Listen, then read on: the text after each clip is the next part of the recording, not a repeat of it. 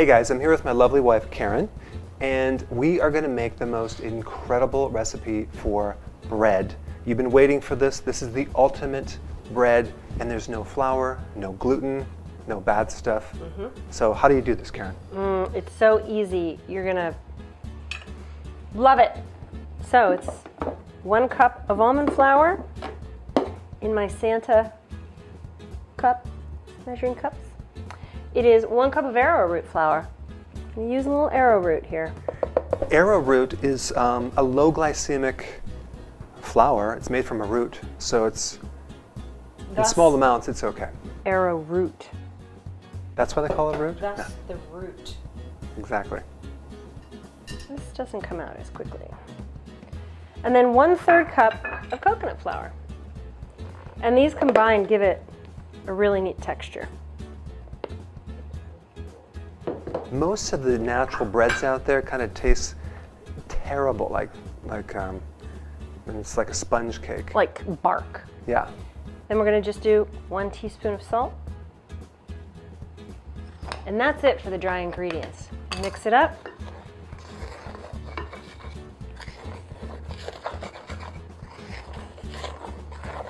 Very, very simple. It smells really good already. And then you go on to the yeast, which is also very simple. So now we're going to do the yeast portion. We're going to pour in 1 1/4 cup of warm water between 105 and 110 degrees. And the temperature really is important. If it's too cold or too hot, the yeast will not do its thing. We're going to add 2 teaspoons of what? Maple syrup. Maple syrup. And that's the food for the yeast, so it's not going to be a problem because the yeast are going to eat it up and produce carbon dioxide. Now, we're going to take 2 teaspoons of instant dry yeast, and this equals 1 packet. 1 packet's usually 2 teaspoons if you're using the smaller packages. Now, is this delicate? I mean, like, could you actually mess this up? You can mess it up, and I have messed it up. I used water that was way too hot, and what's supposed to happen now is the yeast is going to eat the maple syrup. What temperature is the water? Well, like I said, 105 to 110. Okay. Okay, and then the yeast is going to eat the maple syrup, and it's going to push out a little gases. Thanks for sharing. But that's going to foam up, and that's actually what's going to make your... So you basically keep it there, and then you're waiting 10 minutes, okay? All right. I just didn't want to give you any opinions because you have, the opinion wasn't in the recipe. Your opinion wasn't in the recipe? Right. Is that a subtle hint? It's subtle. Is it subtle? Is it subtle enough? Right. Okay, so 10 minutes there. Okay, let's just wait. Okay.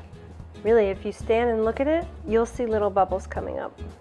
It's like little yeast fireworks. It's alive. Oh, it is alive. That's the really cool thing. Wow. It is totally alive in there. So what's happening is the yeast is eating the maple syrup and literally pushing out excreting little gases, and that's what helps your bread rise. Yeah, that's amazing. And this is exactly what's supposed to happen, so that's good. So it's good. We're doing good. So the key is the temperature. Oh, yeah, but also your yeast. If your yeast isn't any good anymore, you could have the perfect temperature water and it won't do that. Okay, so after about 10 minutes, your yeast is going to be beautiful and foamy. It's done. It's eating of all that maple syrup. It's amazing. Isn't it? Yeah. So now what we're going to do is we're going to add 2 tablespoons of psyllium and 1 1/2 tablespoons of ground chia. Psyllium is kind of like a fiber. Yeah, and you know, we get whole chia, and then we have one little coffee grinder that we use just for spices and seeds and stuff like that.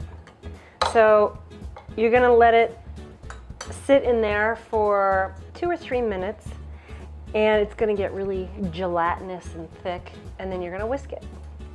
So now you're gonna cut this because we have to wait. All right, so this has been sitting for just 2 or 3 minutes, and it got gelatinous. Looks delicious. So now we're just gonna stir it all in, make sure it's all whisked in. Whisk. All right, good. Now, just gonna put this in our dry ingredients.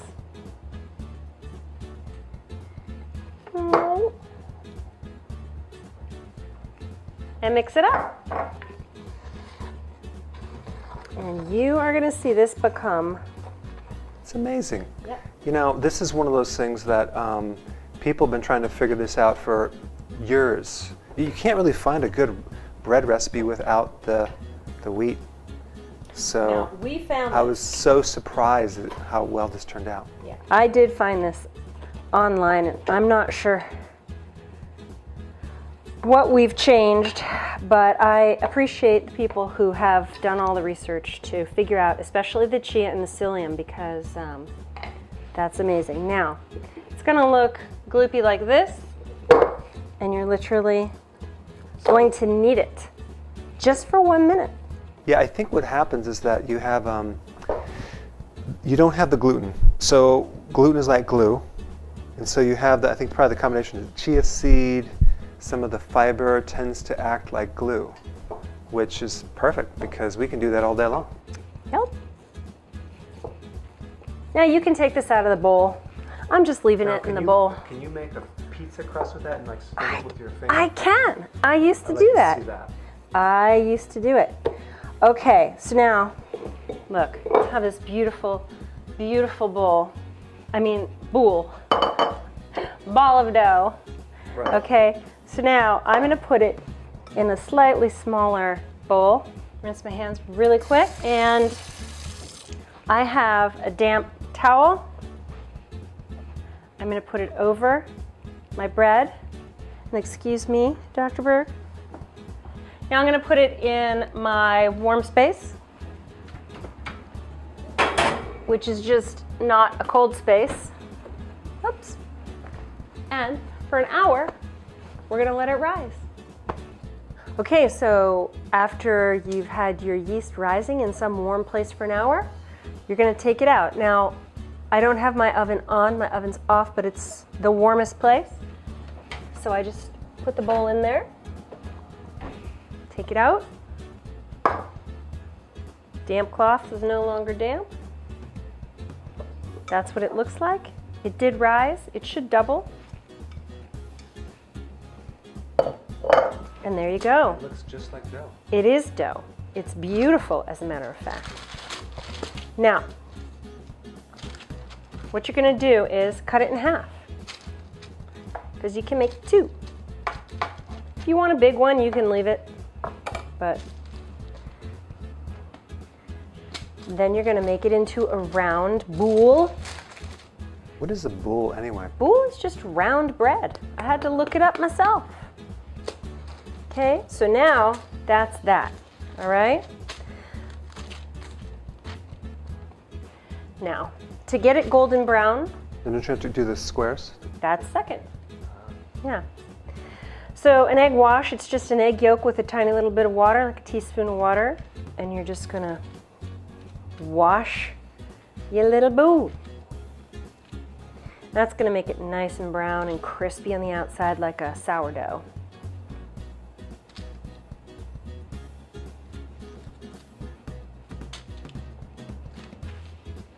And then another thing, just to give it a little bit of a touch, is you can do a little crisscross pattern with a knife. You could. Just a little, it's going to give it a little something. Now, the original recipe said use a stone. I don't have a stone. So what I do is I like to put it on hot pan. I use parchment. Bring this over here. Normally I would just carry the loaves over to the oven, but for this, literally put this on hot parchment and on a pan, and that's it. It's going to go into the oven. Unfortunately, our oven light isn't working right now, so you'll see that when it comes out. Okay, it's time to take the bread out of the oven. Let's take a look. Wow. Now we've made a few loaves. This is why it didn't turn into one loaf in the oven. Come look. That's some serious bread. We can't touch that until it's cool inside, because because it'll be chewy. Nope. So check this out. This is a great way to eat butter. It is a great way to eat butter. It toasts beautifully. It's better than bread. Better than bread? Well, it is bread. It is bread.